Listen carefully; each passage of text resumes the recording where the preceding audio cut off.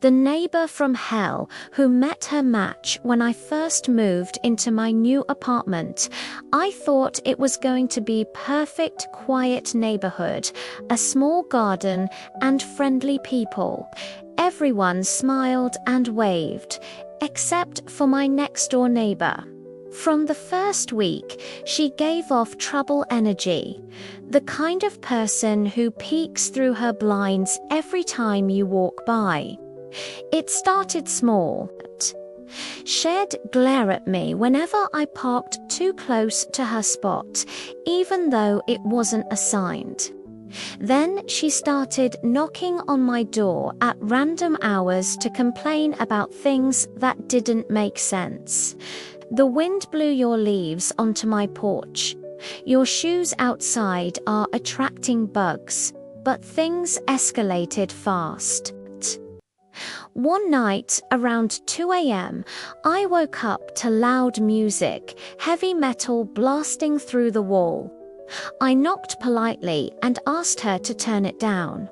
She rolled her eyes and said, "Maybe if you could afford better walls, you wouldn't hear it the next week." I got a letter from building management saying someone had filed 3 noise complaints against me. Apparently, I'd been playing loud drums, having rowdy parties, and letting my dog bark all night. Funny thing is, I live alone. No drums, no parties, no dog. That's when I realized she was trying to get me evicted. So I decided to fight back, but smartly. I bought a small indoor camera and started recording whenever I was home. I kept a log of every noise incident, every note she slipped under my door, every time she left trash in front of my place. After 3 weeks, I had enough evidence to make a Netflix documentary. One night, I recorded her dragging a full garbage bag from her apartment and leaving it in front of my door. The next morning, I emailed everything to the landlord: timestamps, videos, photos, even the ridiculous complaint notes. It didn't take long. Management called me in for a meeting and said, "You're not the only one. We've had reports from others too."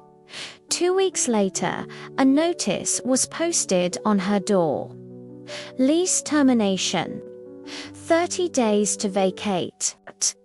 The night before she left, she banged on my wall and yelled, "Hope you're happy, loser."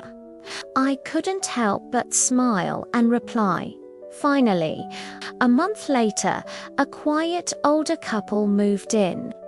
They bring me baked bread on weekends and even offered to watch my plants while I am at work. Now, my apartment is peaceful again.